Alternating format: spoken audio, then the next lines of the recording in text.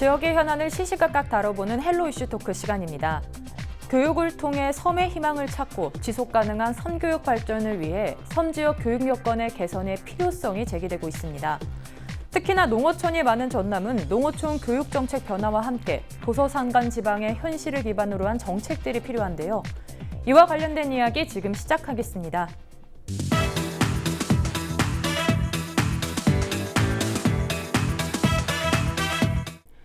전남은 전국에서 가장 많은 섬을 보유하고 있는 만큼 섬의 중요성이 꾸준히 제기되고 있지 않습니까? 네, 그렇습니다.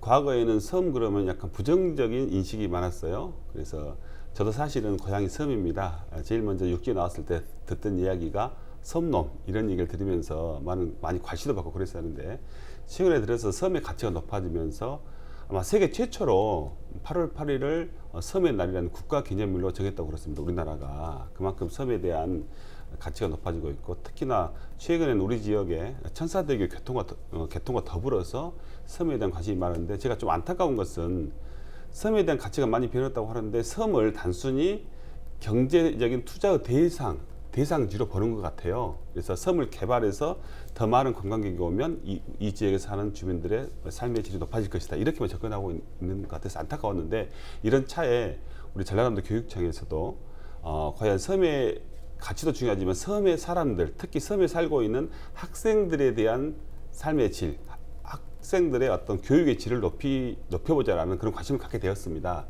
그래서 지난 며칠 전에 섬교육 혁신 포럼을 대대적으로 개최하게 되었고 거기서 또 섬교육을 위한 많은 방안들이 나왔습니다. 그래서 앞으로 더욱더 이 섬에 대한 관심이 고조될 뿐만 아니라 섬에 살고 있는 주민들과 학생들에 대한 관심도 함께 고조되어야 될 거라고 저는 그렇게 생각합니다. 네, 이제 섬의 가치도 중요하지만 학생들의 교육적인 부분도 많은 관심이 필요한 것 같은데요. 네, 그렇다면은 전남에서 섬이 이렇게 많은데 섬에 대한 중요성이 계속해서 이야기 나오고 있는 이유는 뭐라고 보십니까? 이제 뭐 섬이 많으니까 그런 거지요. 그러니까 굉장히 많은 섬에 많은 사람들이 살다가 지금은 섬이 굉장히 피폐화되고 이게 그 사람들이 다 떠나오고 이렇게 되면서 소수의 사람들만 이렇게 남게 되는 거잖아요. 그리고 섬이라고 하는 거의 특성상 사실 정주 환경이 좋지 않았던 게 사실이고요. 그러니까 이제 이러한 것들 속에서 굉장히 삶의 질들이 나빠지고 학교는 자꾸 없어지고 이런 거였는데 최근에 이제 섬의 중요성에 대한 인식들이 좀 이렇게 늘어나기 시작하면서 섬 자체가 많은 관광객들이 올 수 있는 관광 그 자원으로서의 요소와 더불어 그 자체가 결국 사람이 살 수 있는 또 다른 공간으로 좀 변모해야 할 필요가 있다. 이런 인식들이 좀 새로 생기기 시작을 하면서 섬에 대한 이야기들이 많이 나오는 것 같습니다. 네, 관광 자원과 함께 또다시 또 다른 환경에서 살아갈 만하다고 해서 섬에 대한 중요성이 계속 나온다고 말씀해 주셨는데요. 네, 그렇다면 이런 도서산간 지역의 학교를 살리는 것들이 왜 중요한 겁니까? 이 교육은 이제 우리 헌법에 의해서 모든 국민은 균등하게 교육을 받을 권리가 있어요. 이건 국가적 교육 그 권리이기도 하지요. 그러니까 모든 국민들의 권리이기도 하고 또 한편 지속적 교육이라고 하는 거는 이 국가 공동체가 지속적으로 성장하고 발전하는 데 가장 중요한 토대가 되는 것이죠. 근데 지금까지 사실 교육도 굉장히 그 경제적 논리, 합리성의 논리에 많이 빠져서 좀 학교가 적고 그 학교를 운영하는 데 너무 많은 학생 대비 교사 숫자가 너무 많아진다거나 그러면 학교를 즉각 없애고 통폐합하고 이런 것들이 지난 개발 시기에 우리한테 많이 좀 팽배해 있었는데 그러지 않고 적은 학교도 또 적은 학교대로 살려내서 그들이 그 환경 내에서 교육을 받고 이렇게 할 수 있는 토대들을 만들어 보자라고 하는 게 이제 기본적으로 작은 학교 살리기 운동들 아니겠어요. 근데 전남의 경우 섬도 많고 또 이렇게 산간 벽지도 많고 그래서 특히 작은 학교 살리기에 그 필요성들이 좀 더 강조가 되는데요. 이제 기본적으로는 어쨌든 과거와 같은 합리성의 추구, 경제 논리의 추구로부터 그에 대한 반성으로서 모든 사람들이 다 학교 교육을 그 자기의 생활 공간에서 받을 수 있도록 좀 마련해야 되겠다.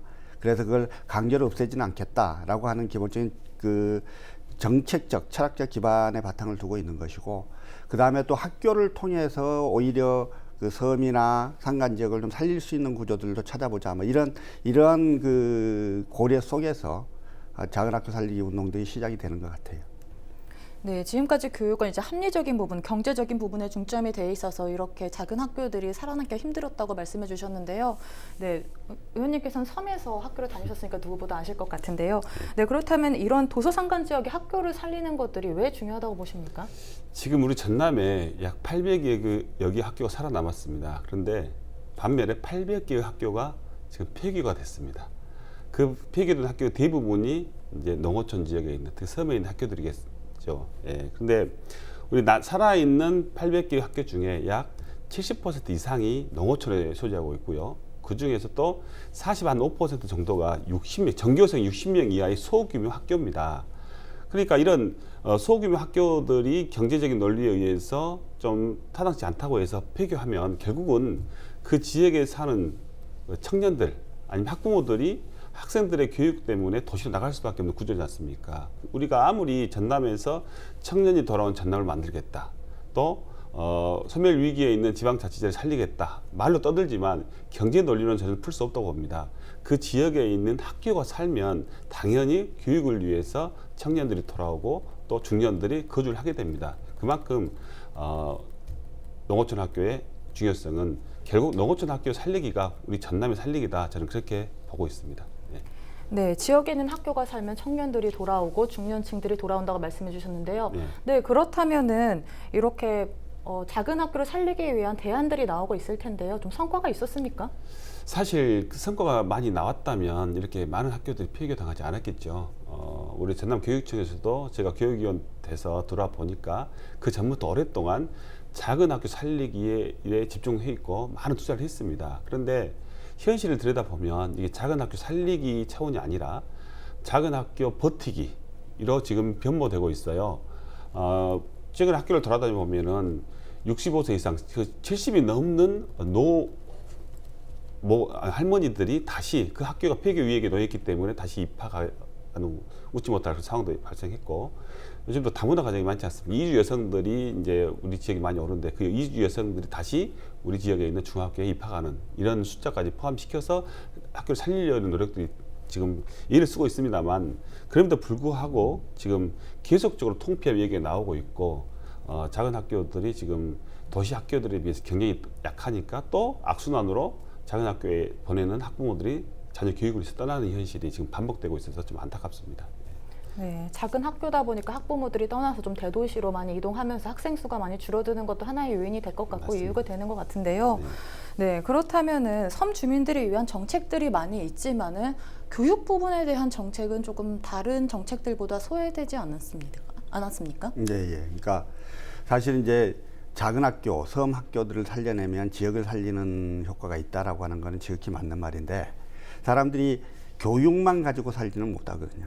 결국은 먹고 살 게 있어야 되는 건데, 산간벽지나 섬들이 요즘 젊은 사람들이 먹고 살 만한 그런 경제적 토대들이 마련이 되지 않고 정주 환경들이 너무 나쁘다 보니 어쩔 수 없이 이게 떠나는 경우들이 많이 있어요. 그래서 결국 학교를 살리는 게 지역을 살리는 길이라면 마찬가지로 지역을 살리는 게 또 학교를 살리는 길이기도 할 겁니다.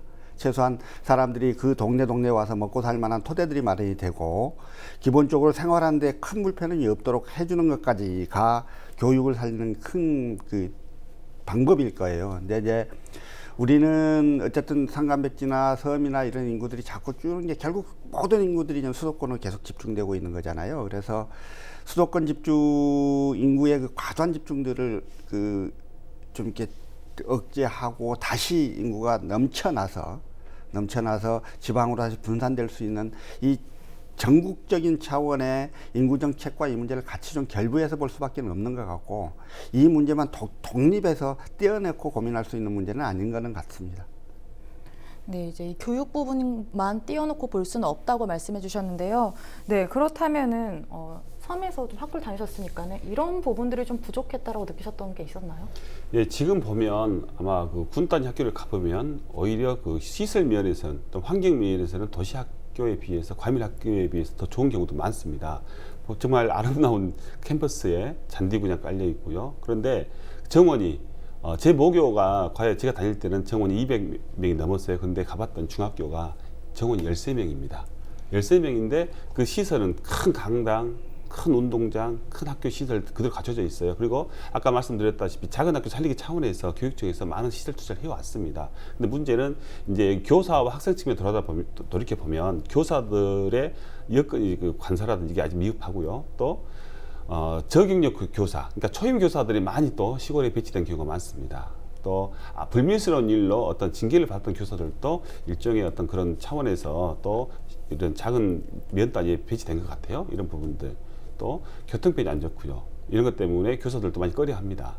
또 학생 측면을 살펴보면 현재 학교 시설은 많이 좋아졌다 치지만 지역적인 문화적인 시설, 또 학생들이 체험할 수 있는 체험 시설이 태부적입니다. 태부적이기 때문에 힘들어하고요. 또 통폐합하다 보니까 통학거리가 멀어요. 물론 통학버스 있다 치지만은 통학거리가 먼에 따라서의 또 불편함.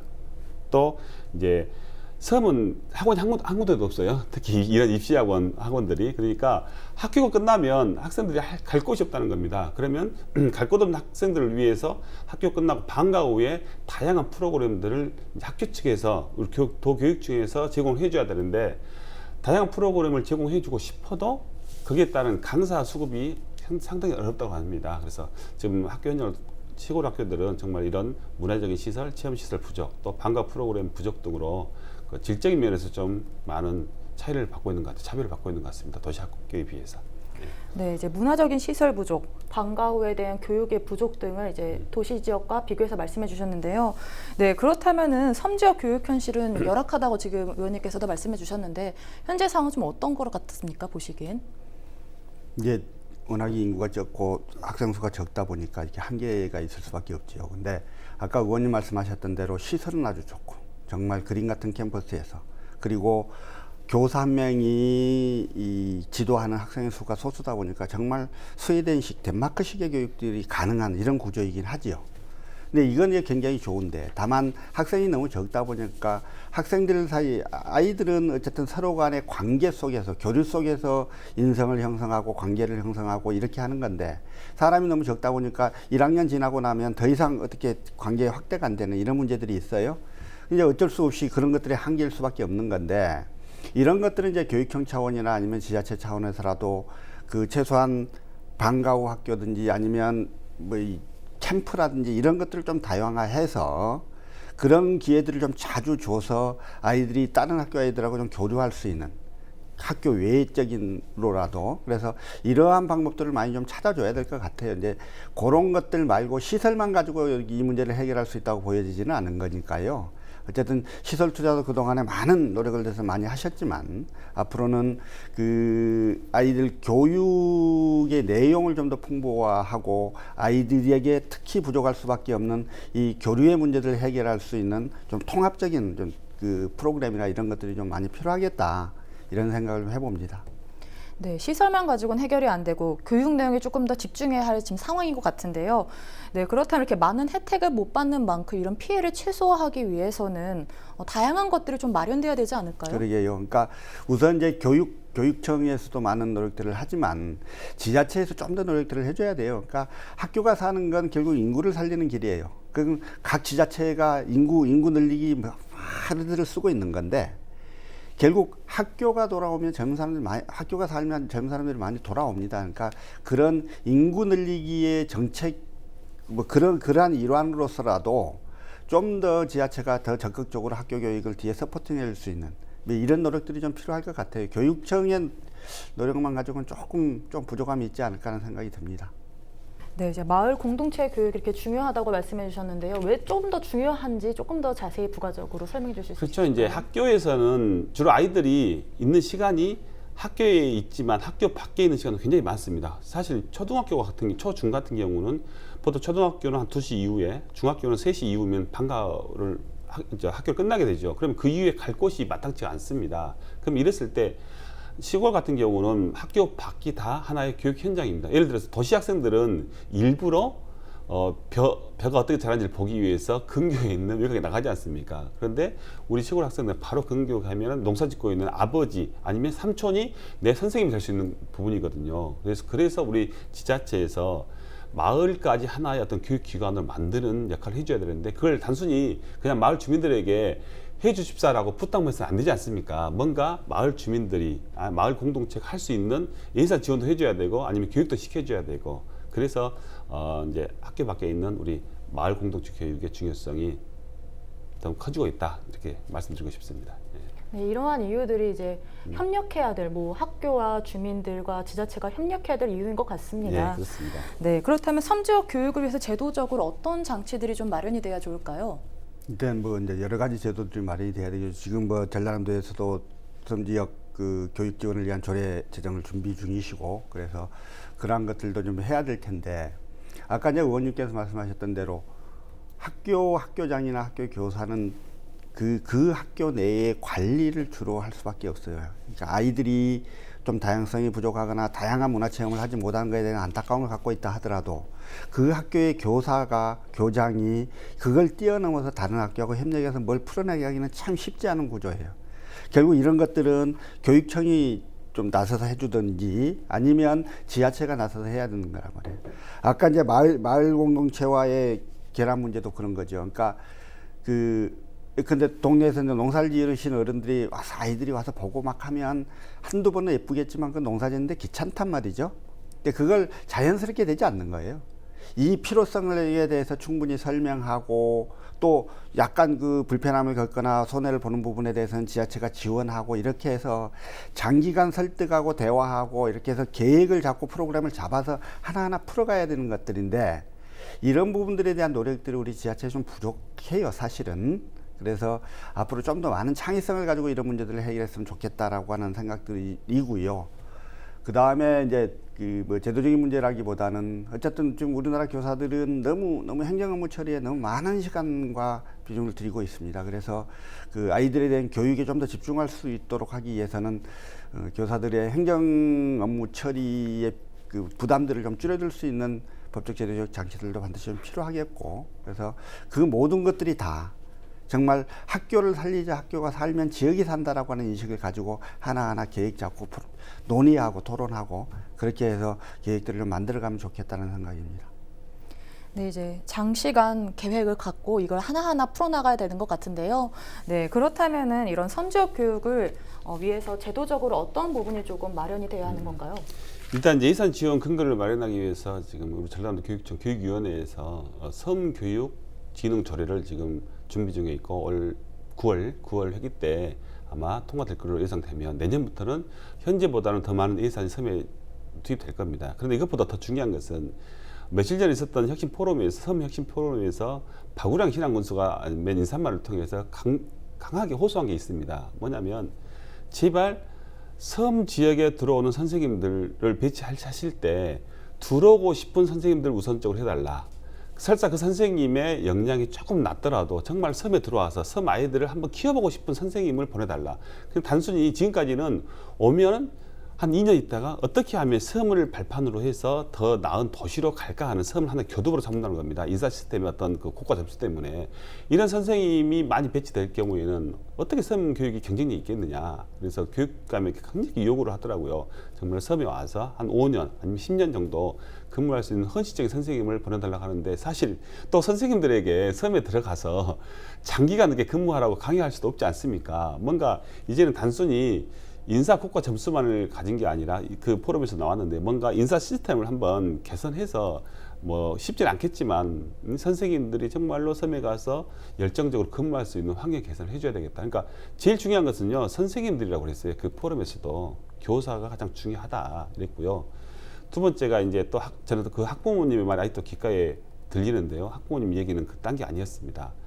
섬 학교를 살리기 위해서는 섬에서 초, 중, 고를 나와도 서울에 있는 실제말로 많은 사람들이 가고 싶어하는 대학에 갈 수 있는 그러한 기초학력 부분부터 좀 향상시킬 수 있는 그런 교육을 해달라. 단순히 섬을 어떤 상징적인 존재로 보지 말고 우리 섬에 교육받아도 정말 자기가 갈 수 있는, 자기 진로를 위해서 갈 수 있는 대학을 가게끔 해달라는 얘기를 하셨어요. 사실 그게 정답입니다. 섬 고등학교를 나와도 원하는 대학에 갈 수 있는 교육 시스템, 이걸 저희들이 만들어줘야 될 것 같습니다.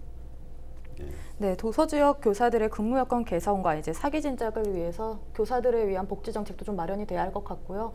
섬 지역 학생들을 위해서 다양한 교육도 만들어져야 되는 것 같습니다. 네, 오늘 이야기 여기까지 나눠보도록 하겠습니다. 두 분 고맙습니다.